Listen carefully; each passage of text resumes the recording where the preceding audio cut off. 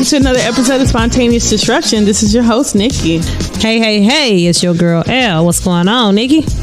I guess I'm trying to lift myself up. I need to lift myself up as well. I'm woosahing. It's going to be all right, Yeah, for sure.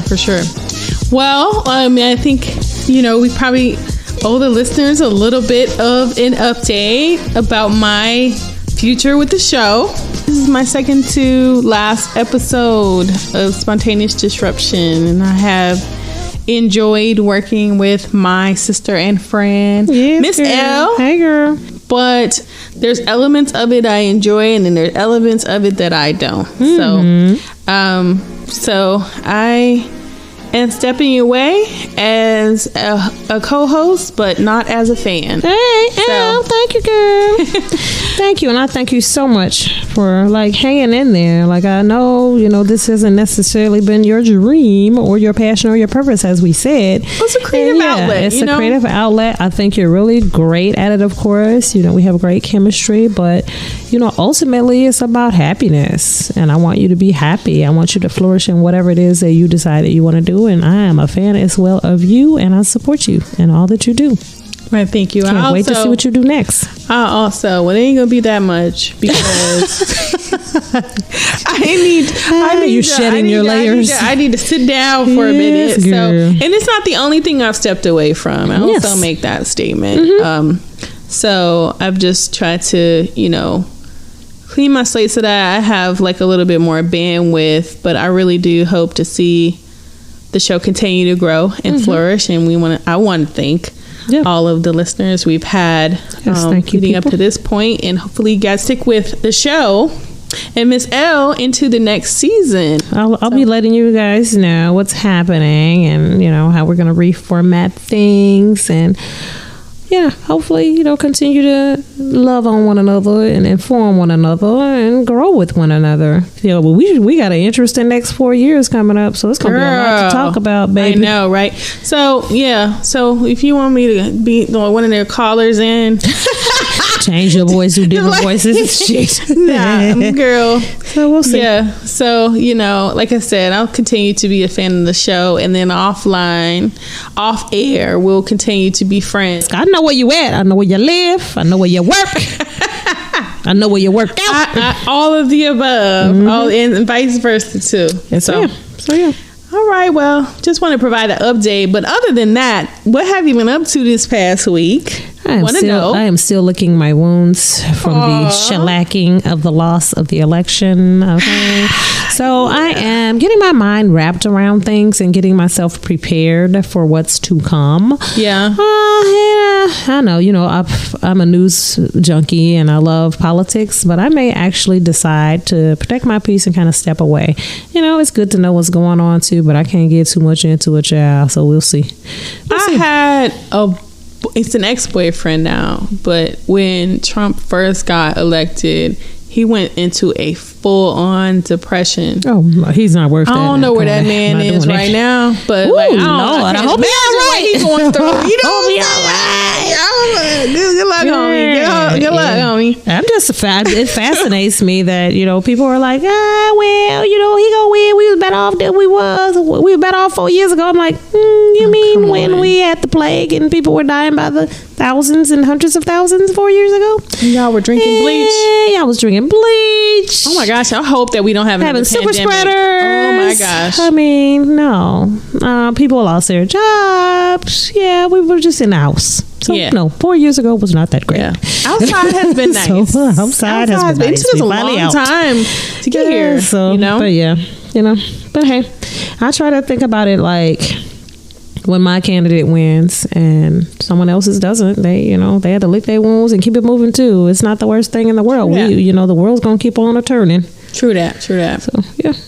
So any news on the swimming? Any updates? Girl, no, please. Okay. We're gonna fight offline. I'm depressed. I'm gonna go to. I think that would help you. It'll be like a cleansing. Yeah, I gotta get into the water. I have so much to get together, child. I'm trying to.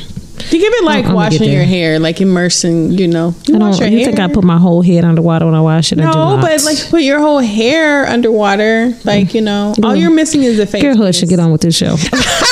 Next. You still owe me an update. You sure you ain't leaving soon? You still owe me an update. Okay. No, it come back. I would come back just to haunt your ass about I know that. You are. But yeah, let's move into some technically speaking news. Like, what's up? What happened? Speaking of elections, so I don't know what's going to happen with these social media platforms because they have all but given up on monitoring and moderating the content on their platforms. Okay. Mm-hmm. So, in the days following January 6th, Meta, Twitter, now X, YouTube, Twitch, they suspended, President Donald Trump's posts. I remember, okay, yeah. The company, or they suspended or gotten rid of any posts that glorified violence at the Capitol. It was, the most extreme moderation decision the companies had ever made. Okay. So, and they removed thousands of accounts, belonging to militias, conspiracy theorists, they were doing that. But now, didn't last long. So, in 2022, during the midterms, the balance of power shifted in Congress, and the Republicans now had the majority. Okay. Slim one, but yeah. And here we are now. Shoot, we may not have no balance of power at this point, so we'll see what's going on. So I'm just not sure what these platforms are going to do. Are they just going to let it ride and let people say what they want to say? Yeah, I'm not sure. Yeah, it does seem like, it was kind of a free-for-all leading up to the election, and I feel like... It's ramping up.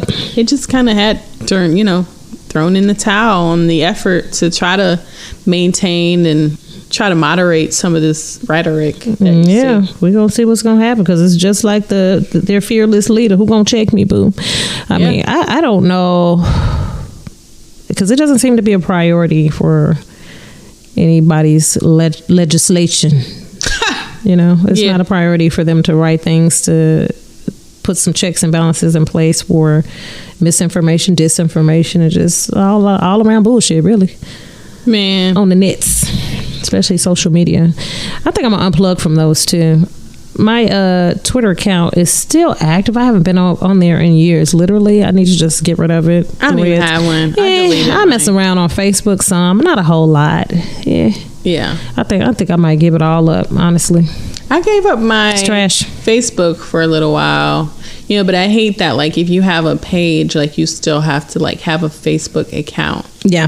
So you can have, like, a page. Otherwise, it's whatever. It's like one of those, add-ons that they make you do. Mm-hmm. But I don't have any engagement there. I don't really engage. But I mean, we've been crying this for probably months, if not the better part of a year, that there needs to be some regulation. And now we got the advent of the AI has entered the chat, so we just really need to stop talking about it and do something about it. I don't know.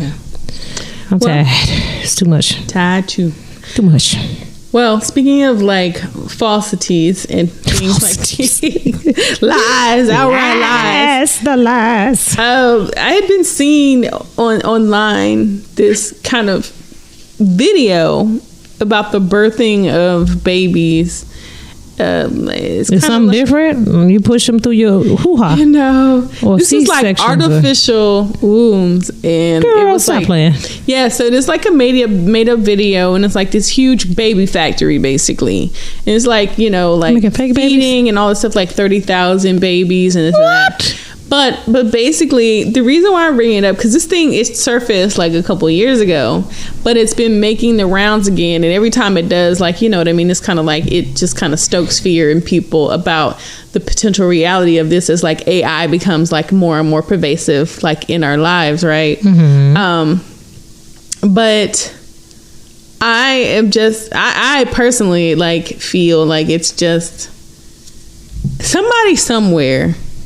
Given that Elon Musk is implanting chips in people's brains, Lord. This is probably... He wants to do mind control so bad. I don't know why anybody would let him put anything inside of them. Oh my gosh. But this video was wild though. Like, so it had like I said, thousands of babies, a way for the mothers and fathers to bond with the baby while it's in this like artificial And these like womb. Fake babies? Yeah. No, they're real babies. They're real babies. So it's basically they take the DNA of the mothers and the fathers. But it's all like, no. These are like supposedly like real babies. but it was all kind of an AI generated thing, but there was no kind of label on it to say that this is fake. They made up the company. They made up everything about this. That's so weird. Yeah. People are freaking weird. I'm wondering if it's like, was it part of a class project? Like, why did this person make this video? And why, but the fact that somebody could conceive of this, to me, it's like, I don't put anything past the world at this point. Like, I have no idea. Where we gonna go, girl? Where we gonna go? We can't even get away from this stuff. I know, but it's like with all the lies, the misinformation, and everything else that's out there. Like, this is the one thing I saw. Like, I could see the potential for somebody trying to create something like this on a smaller scale initially, but I don't know. They were basically promising a world where there's no illness. Like, you could edit out all of the disease and, any kind of like birth defects and everything out of babies, and deliver them to the parents. Lord have mercy. Super wild. But if you haven't seen it, like, you should definitely see, because it's like, I'm gonna check it out. It's chilling. It sounds chilling. But anyway, like a sci-fi movie. It does, but it's really short and it's actually very convincing. And when I saw it first, I was like, oh, but it was a while ago. But it's just like, the reason why I brought it up is because 2 people in the past week had sent that same video to me. Like, have you seen this? And I'm like, oh my gosh. And I told him, I was like, it's fake, but you know what I mean? But oh my goodness. People believe anything on the internet. It's real. I seen it on the internet. Okay. Right. Everything on the internet is real, right? Oh okay. My God. Well, anyway, let's get into some low vibration news. Child, yes, low vibration news. So the police finally arrested a man charged with threatening and shooting his neighbor. I guess they had some kind of ongoing beef. So he shot the neighbor in the neck, and so they arrested him after a standoff. So it was a white Minneapolis man. Okay. Yes, girl. Accused of shooting and critically injuring his black neighbor. He was arrested following a SWAT standoff after the police department faced backlash for failing to address his escalating threats, which turned violent. Okay. His name was John Herbert Sawchak. Okay, 54 years old. He was arrested in connection with the shooting of his neighbor, Davis Moturi. He's 34. He shot him in the neck. Okay. Police admitted that they had failed Moturi by failing to prevent Sawchak's ongoing harassment after a number of complaints. Okay. This man, Sawchak, he surrendered outside of his home around 1:30 a.m. He had a 5-hour standoff in which a negotiator used a loudspeaker to urge him to leave his residence, and police threatened to use gas. That man, he was committed. All right, he was charged in connection with the shooting, during which he opened fire on Moturi from an upstairs window as he was pruning a tree. Okay. Ultimately, that's what precipitated the shooting, because, Moturi was cutting this tree, and apparently the Sawchak, he and his mother planted this tree. Okay. And he had some sort of deep attachment to the tree. I guess he said, fuck a living person. I'm just go just cut down a tree. I'm gonna shoot him because he slipped in the tree. What's wrong with people? Anyway, so yeah, that's low vibration. I got a tree from a neighbor. Baby. Plant another one somewhere. Growing over my fence right now from a neighbor, and I'm about to go cut that thing down. At least the parts that are on my side. I have to do the same thing. It's annoying. And imagine, them getting so upset that they want to come shoot somebody. The man was mentally ill. I mean, I think that was just the straw that broke the camel's back for him, but apparently he was harassing his neighbor for some time, and there were several complaints about him, and the police failed to act until things got violent.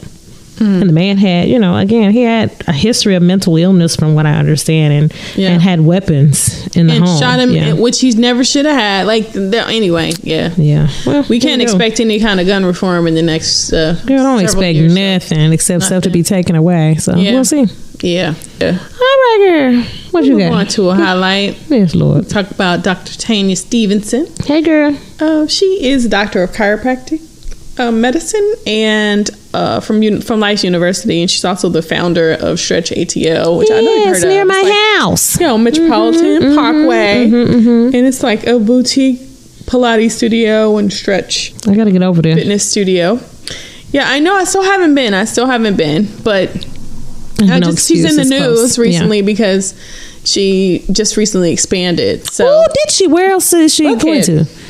Wow, she over there with the hoity-toities. Okay. Yeah. So she opened up her first location, which is on Metropolitan Parkway, not far from us, in 2013.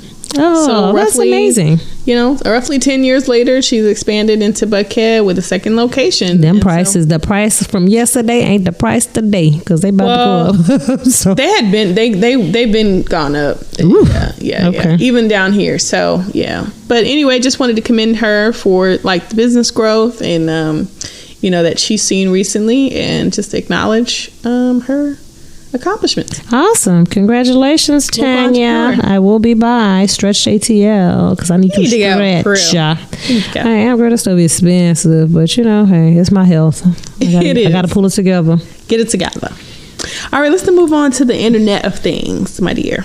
Oh, child. Okay, a couple weeks ago, I think we talked about Keke Palmer. We were wondering if she was back with her man or not, and I still don't know, but not sure. But she has a book that's coming out. It's called Master of Me. It's coming out on November 19th, and she gets candid about fame, family, and what really happened between she and her baby daddy. Okay. So we all know. Do we care? Yeah, it's not really. Okay. All right. As long as she okay and little Leo's okay, he's cute. Yeah. So last year, after a few months after they had welcomed their son Leo, the boyfriend's name was Darius Jackson. Is Darius Jackson the baby daddy, the then boyfriend? Anyway, they seemed like they were in a happy relationship, but honey, that sucker imploded after Jackson, Mr. Darius, posted on social media criticizing a dress that Keke wore to an Usher concert. It was sheer. She had like a little bra and like a little panty set, but it was, it was cover up. It was classy enough. It was still cute, but I heard her butt was out. I don't remember seeing that picture. But anyway, it's still her butt. She can wear whatever she wants. So he gets on social media instead of just calling her, talking about, but you a mom though. So that blew up. There are better ways to handle that, Mr. Darius Jackson. So she never really commented on that. They kept it moving forward after that until, that video of him knocking her across the couch came out and she had to get a restraining order against the young man. So they had a custody battle as well. So in the book, she says that it was the hardest thing she ever had to go through. Okay. So, they've settled their dispute and they're, apparently in a good place. At least now. I don't know how you're going to feel after you read her book. But, she explains how they kind of found each other through loneliness and they found comfort in one another and they decided to have a baby. She says the baby was like planned. And so then unfortunately, things got out of hand. I guess that's what happens when you have a baby with somebody you don't really know. So, and then, I don't know, it sounds like kind of trauma bonding. She said they found each other through like loneliness. Yeah, a lot more of this is going to be happening since y'all can't have no abortion. Yeah, here we go. Going back to that, y'all. Y'all going backwards. Okay, so, but she said they got under control, and the only way that she knew how to bring order through in the situations through the courts, and for what initially went wrong between them. She says having a baby is a big stressor. And it was the fame and, not just her romantic relationships, but, relationships with her family and friends. Things just kind of started to change. Mm-hmm. So, yeah. And then too many voices started getting in because her mama was going off on him. So, yeah, that probably was part of the problem, too. But, of course, and rightly so, that's her child. You putting your hands on her baby or hurting her baby in any sort of way. Yeah, mom going to step in. I remember that whole incident. Like, I remember when that kind of blew up a while back. So, yeah. So, she was saying it makes everybody not trust you, and it's true. If I see you're in distress and I love you, you're my family, how am I supposed to just open up and be okay with the guy coming back around? Like, no, beat it.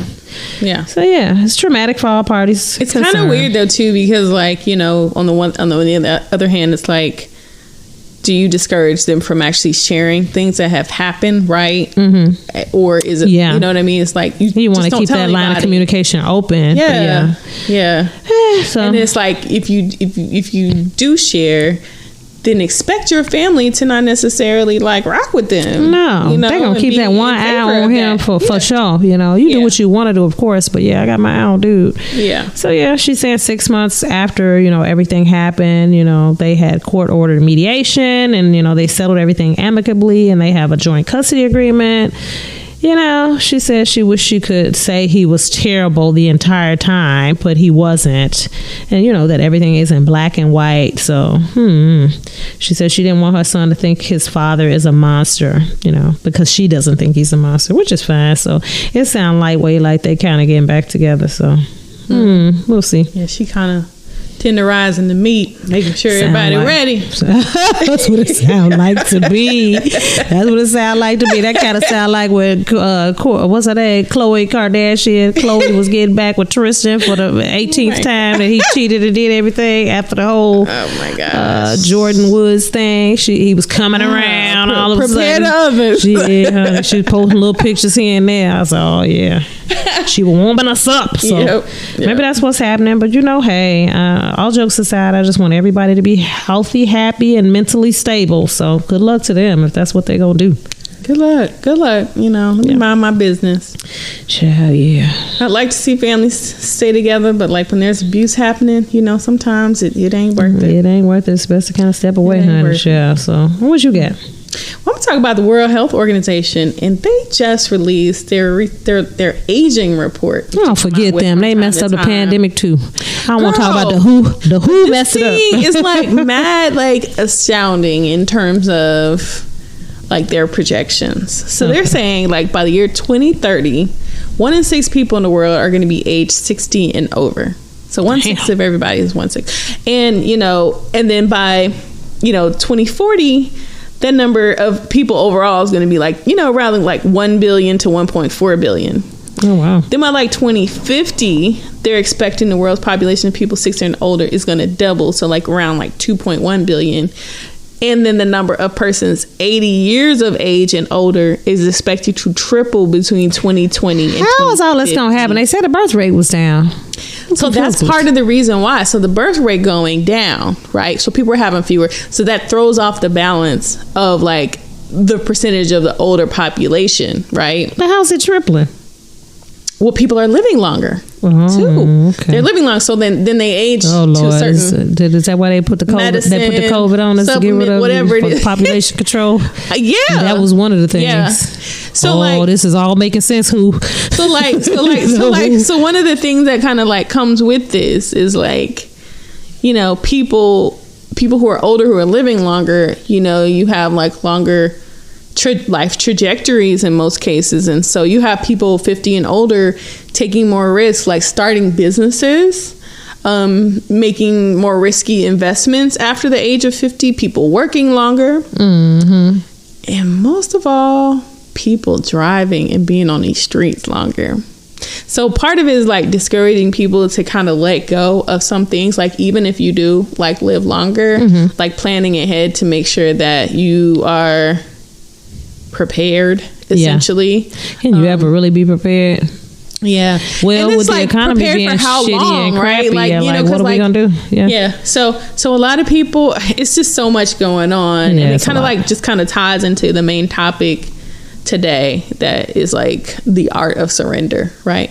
So sometimes it is like letting go of certain things. It might be letting go of some aspect of your independence. So like with the economy, with these changes, a lot of people, and you know, and a lot of people being like an imbalance of folks being single versus in relationship, right? It's like you're looking at more like multi-generational like families like moving together and staying together. When you see like a lot more in like other cultures, it's starting to kind of make its way into American culture. Yeah. You see people in their 20s, 30s, 40s up living with older relatives and stuff like that longer, moving back in, you know, so it's more of like a crowdsource, like keeping the house afloat, you know, as we move into like more depth in technology and like moving people around, you see the autonomous vehicles, you know, and people at some point like having to let go of being on the road and driving, because at some point your motor skills aren't what they used to be. That's actually interesting. That's actually a good point. Used to be. I thought I would never get in one of the autonomous vehicles, but if I lost the ability to drive like some older people do, ooh, that's a way to get to keep some of your independence. That's cool. That's what I've heard a lot of, like, well, not a lot, but like in terms of the stories I've read on this, it's like that's the biggest thing. It's like, I can't go where I want to go when I want to go. Yeah. You know? And so, yeah, it gets expensive, you would think, to like be taking, you know, a taxi and Uber every time. And, you know, you have other types of vehicular options of getting around, but also that's kind of playing into the whole multi-generational, you know, a home life structure with more people in home, like being able to facilitate transportation and getting you where you need to go, so that it's not as painful, like giving up those things. Yeah. And then also, like, you know, can I surrender some of this weight, girl? What's the artist rundown on that? I don't know. I have not seen. When's the last time you saw like a really fat, like 70, 80-year-old? They out there. I saw one in New Orleans. 70, 80? I don't know if she was 70, 80. I mean, she was old. She was in a wheelchair. I don't see a whole lot of like big back old people, you know what I'm saying? I feel like at a certain point, you know, either you have learned to master your diet and take care of yourself in a different way, or, you know, you're more physical. Ghost pepper wings. I know. My mother's in her 80s. I see her lifting things over my 50 pounds and stuff still. Your mom, she looks so tiny. She's still doing that. My mother's small. She's a master gardener. She's busy in the garden. Like she is she doing rolls her own food. And no, girl, she wants to. She wants me to unleash her so bad. Oh, that's funny. On my little yard. Oh, I still haven't had that at my house. Wait, she's in my backyard. I know. She'd be like, oh, do you know what you can do? My yard is huge. It's scary. It's over there, and you know, girl, she would have you planting all type of trees and everything else. But yeah, so what do you have to say really about like the art of surrender? I mean, I feel like it is an essential life skill. Like you have to learn how to let go, but not just when you get older in life, you know, which is kind of what I started with the aging. But even at a younger age, like you just gotta kind of like learn to let some things go. I'm trying. I am a Taurus, and notoriously, you know, I do not like change, and you know, we really hang on to some stuff. You know, so I'm still learning. I don't have a whole lot to say or experience in that. You know, I could, I guess, talk about my marriage a little bit. It took a lot. A lot for me to let that go, and I still struggle with the fact that I was the one to raise my hand and say, yeah, I don't think I want to do this anymore, because you know, I'm a loyal person also, so it's just difficult for me to, I haven't mastered the art of surrender. I really haven't. Yeah, well, part of it is just kind of like taking note of like, you know, what's happening around you, and just being aware, and I'm a little bit better. Taking it in versus like feeling like you have to affect change in some way. It's just observing. You know, it is, and I am trying, as I get a little bit older, like I said, I was going to pull back from politics a little bit more, you know, just for my mental health too. I don't know. There's some things that I'm okay with surrendering, but I still struggle with it. I'm just a habitual person too, so I'm learning. Like you said, you know, it takes awareness. You know, I'm trying to figure it all out. I can't wait to see you as an older woman. You know what I mean? Because I can wait. Why? I can. I just want to see like how you evolve, because like, you know, and even myself too, because like we're so active. Like we're always like moving. I am. Doing something. I think about that sometimes. Weekend, I'm just like, man, your past weekend, but like, you know, still we're always. When you moving. say the artist, when we slow down. I see how sometimes women give up on themselves. You know, I just talked about like weight loss and stuff. I've seen women post like in their 40s. They'll be like, you know, they're looking at holding their belly in a picture or something on social media. Like, I guess this is what I'm supposed to look like at 40. And I'm like, shit, not me. And I'm older than you. Like, no, you know. So I don't know. Some people, there's certain things I guess I could surrender. Other things I can't. And I'm not willing to surrender. And I'm okay with that.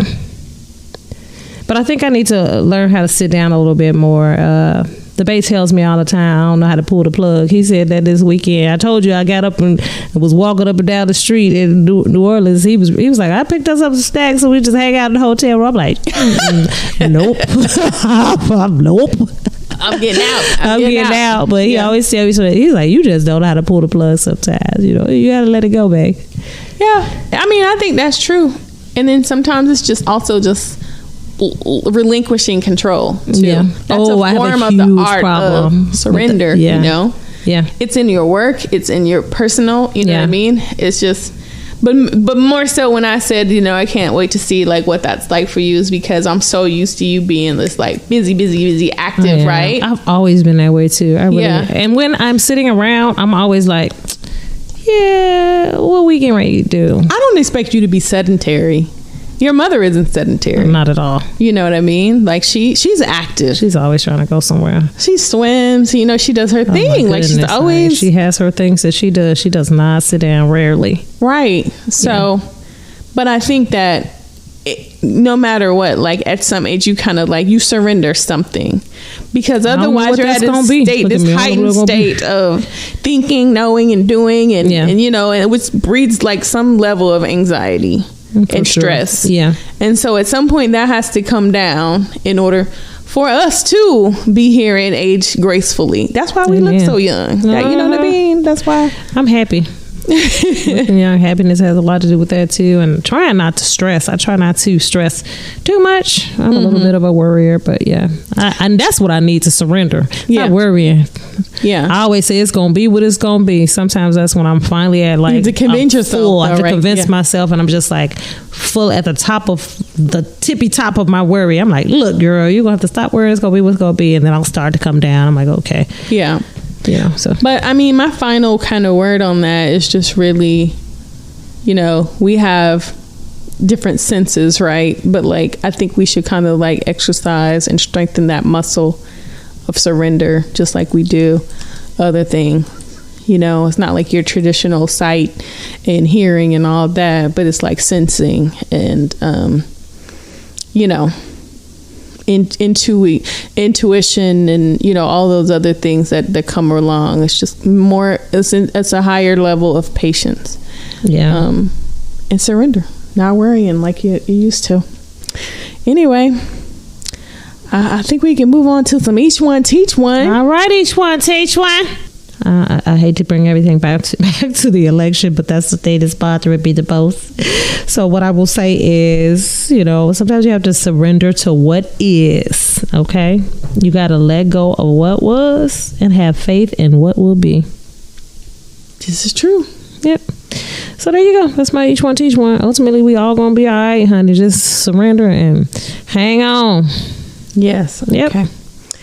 Well, mine, I guess, is a tie-in too. It is basically to change your habits, you know, change your life.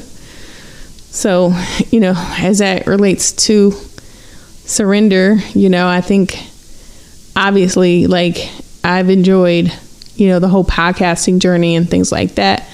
But in terms of like my passion and things where I feel like I'm being called, right? Like, I'm surrendering to that, you know, kind of internal pull on me. Yeah. And so I think taking the step to change something, my habit of just kind of like never wanting to give up, relinquish things, right? Especially where I've made commitments. You kind of hold you back from like what you could potentially change and accomplish, and, you know, maybe in an area flourish more like in your life. So and that's it. All right, that's that on that. That's that on that. And that brings us to the end of our show. And I want to thank you for sticking with me, I guess. Or should I still say us? As we continue to grow. Just rewrite this in real time. And we want to thank you for sticking with it. Sticking with the show as it continues to grow. Yes, all that good stuff. Whatever. You can listen and subscribe to the show on YouTube, Apple Podcasts, Spotify, or wherever you get your podcasts. We also invite you to like and follow the show on IG and TikTok, and email us at spontaneousdisruption@gmail.com to chat with your hosts or propose topics for future episodes. And with that, she'll see you next week. No, I'm just joking. We'll see you next week, and we out. Yo.